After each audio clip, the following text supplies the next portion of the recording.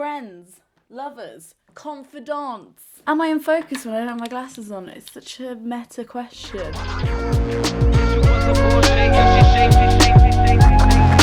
The scarf is not for dramatic effect. It is bloody freezing in Britain, but here we are, onward. The books must be talked about. Yay.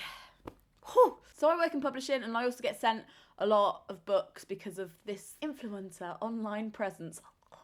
Every now and then I pick out some books that I'm really excited to read. I get so many books through, so the fact that these books have even made it to this pile is a real test of their resilience and natural selection skills. These are outdoor maniacs who have made it through jungles of random emails, scaled cliff faces of apathy, dotted across minefields of my own skeptical views of blurbs and marketing, and they are here today to see you. I love books, and I would love to just be paid to sit and read books, but anybody in publishing will tell you that ain't a job. That ain't a job. I would love to get to these books as fast as possible, but I'm just one human, so I wanted to tell you about them as fast as possible so you can get excited with me, and when I do read them, I will tell you what I think of them. So here are the ones that, using my expertise, I'm betting are going to be absolute corkers.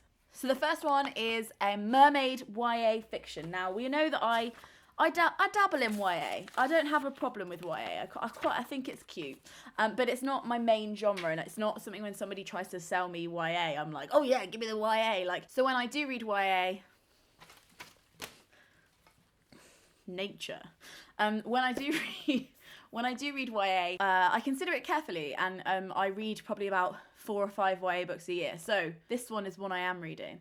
Louise O'Neill, The Surface Breaks, a reimagining of The Little Mermaid. Now, there are a lot of mermaid YA books out there. There are a lot of mermaid books out there at the moment, but the reason this one stands out to me is because of the phenomenal reputation of the author. Louise O'Neill wrote one of the best books I read last year, Asking for It, which is a phenomenal piece of investigative journalism turned fiction. Like, it's a microcosm of the blame, shame, and dangerous slut-shaming culture that exists in modern day Ireland and Britain and the world. It's about one very specific community, but it somehow manages to be incredibly universal. It doesn't just go, slut shaming's wrong. It explores it on all these kind of like very visceral, oh, I love the word visceral, don't I?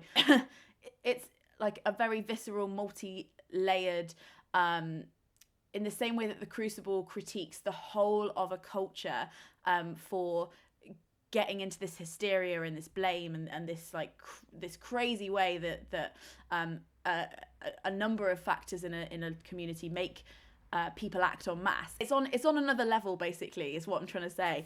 So when I heard that Louise was writing a retelling of The Little Mermaid, I was like, give it to me. She says in this little letter that came with the proof, I want to reclaim the Little Mermaid. I refuse to see her as a passive victim. I want to show her for what she really is, a girl who wanted more from the world than she thought she was worthy of, a girl who wanted to take up more space in the world, not less. The Little Mermaid is one of the fairy tales that is so often critiqued for its very strange misogynistic undertones, and also the completely absurd retelling of it in Disney. Because I actually read I'm so original, but I did, before I saw the Disney film when I was a kid, I read the real story in this huge fairy tale book that I have. And in that fairy tale book that I read when I was like 4 and handled it, the Little Mermaid gets so jealous that the prince goes off with this other woman and marries her, the woman who isn't a witch, just a person, just a human, that she murders them both. And it's just... So I even remember, like, I learned about the Truman Factor very early on because I remember seeing the Disney version and being like, what? I feel like I missed out on the Rosie Project. Stop looking over my shoulder. Fuck off.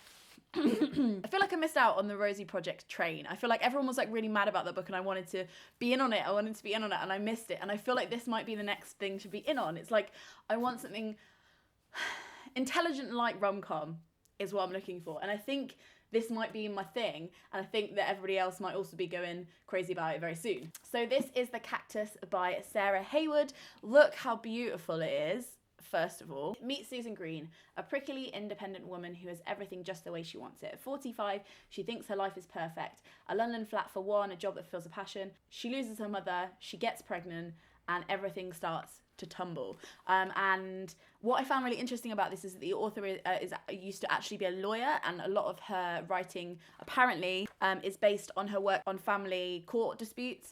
And I think that I want to read a book that is in this genre, but is about an older woman and is about this problem of motherhood and stuff. I think that is a fresh way for me to be enthused about this kind of commercial fiction, and I'm excited about it. It's got great package.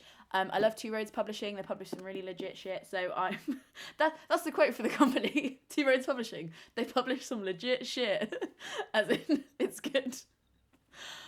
Professional compliments with Luna. Yeah, but following on from that, Shelia Heti you might have heard of because she wrote How Should a Person Be a couple of years ago now, and that was something that got so much wide acclaim and everyone was so excited about it.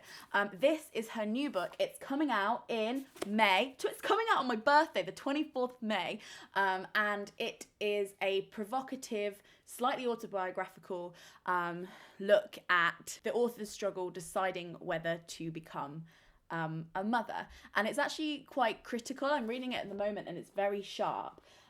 The form is quite experimental.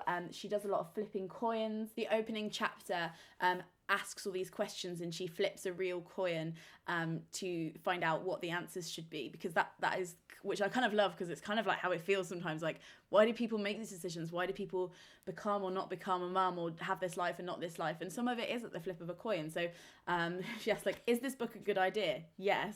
Is it time to start now? And am I handling my relationship wrong? I'm really excited to finish this and talk about it, because I am so thirsty for honest, unromanticized discussions about motherhood, and I'm here for it, is what I'm saying. I'm here for it. Rachel Cusk writes, this inquiry into the modern woman's moral, social and psychological relationship to procreation is an illumination, a provocation and a response, finally, to the new norms of femininity. Ready, so ready. May 24th, also my birthday. If you're a woman on the internet, you can't have escaped Ruby Tandoh, and why would you want to? I don't know if you guys remember, but last January I did a video called The Truth About Being Chubby, all about my relationship with food and weight and my worries about it. And to be honest, I still haven't reconciled that completely. I have been reading my way through it and really just getting comfortable with myself. So I'd love to do some updates on that at some point. But this is a book that is supposed to fill you with the joy of food. It sounds like a bit of an undoing of the kind of ways we've been taught to treat food before. This book won't tell you what to eat. It won't give you a magic formula for health and happiness, but it will fill you with joy at the idea of food. It sounds super intelligent. It sounds really funny. Apparently she draws on stuff from Nora Ephron to Towie, to the Very Hungry Caterpillar. So many people being excited about this book, and I am one of them.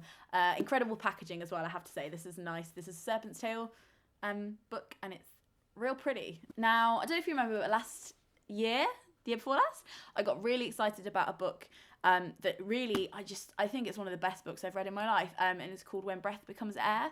It's all about a neurosurgeon who finally qualifies, finally becomes this all-encompassing doctor, and he gives up so much of his life to do it. You see the backstage of like how much personal sacrifice there is to becoming qualified as being a neurosurgeon, and very soon after gets diagnosed terminally. His reflection on mortality, on the medical profession and what it means, and how we sometimes really undervalue it, moved me to so many tears, and since then it's been drawn to my attention that actually men in medics men in the medical profession, doctors, especially kind of like non-fiction books. It's a whole genre now. It's a whole thing on its own. But actually, we never hear from women, and we never hear from nurses when it comes to books like that. Until now, The Language of Kindness is by Christie Watson. I am reading it at the moment and I've been weeping on the tube. I've met Christie a few times and she is an incredible author. She's already written lots, and this is her look at her life as a nurse. So far it's warm, it's witty, it's not in any way a sob story, but it is elevating the crushing pressures that nurses are facing under the Tory government. Always underline who it is. It's them. One of the bases for her manifesto and why this is important for everybody is that at some point in our lives, everybody will be nursed and everyone will nurse. She talks a lot about losing her father, how that felt, how nurses played a role in that, and how she's been on the periphery of all these people's lives at these really pivotal moments and helped them through. And also how kindness is this thing that, you know, in the nurses profession is professionalized, but actually it's something that we should all be valuing more, be committing to putting more resources behind, and adopting the emotional spirit of the nurse. I'm so excited to finish this and tell you more about it, but for now, all I will say is 3rd of May, date for the diaries. Gabourey Sidibe, you might have seen in the film Precious. She's an incredible actress and she has a book. I'm not somebody who's automatically like, yes, actresses who have made a book, gimme. But she is so funny. She is so funny on every single chat show I see her on. She has so much to say, and I cannot wait for her book. This is just my face. Try not to stare. What a title. I was also persuaded by some of the titles of the chapters. Clawfoot Tub and Mermaid Tale, Parade of Ugly, A Door of One's Own, Will I Still Be Beautiful When I'm Not Fat? This is going to be incredible. I can't wait to dip into this and laugh my heart out. And I think she's one of the cool ones, man. I think she's one of the cool ones. I'm not always into celebrity biographies, but this one is going to be special. And then finally, Big Bones. What a title for a book. Laura Dockrill is one of my long-time favourite authors. I first read her poetry collection when I was at uni, and it totally got me through like everything. She wrote a book called Lorelei that I loved. I've had her being interviewed on the channel before, and she has a new book coming out called Big Bones. It's coming out on International Women's Day, so not very far away at all. Meet Bluebell, aka BB, aka Big Bones, the body positive, sassy 16-year-old star of this. Her food diary life story of one hot summer. Tuck in for best mates, belly laughs, boys, and the best Bakewell tart. I'm so excited about this because Laura has such a way with words. She writes in this way that you can read her stuff and be like, Laura Dockrill wrote that. This sounds like Jacqueline Wilson's Girls Out Late, Girls Under Pressure series for a new generation, and this hasn't existed before, and it bloody well should have done. Cannot wait to dig my teeth into this. So that is all for the books. Thank you so much for watching. Let me know what you guys are excited about reading. Hopefully it gets warmer in this bloody country. I'll leave links to all the books below, and I will see you in my next one. Frog Snog out. Put the place up. Put my face up.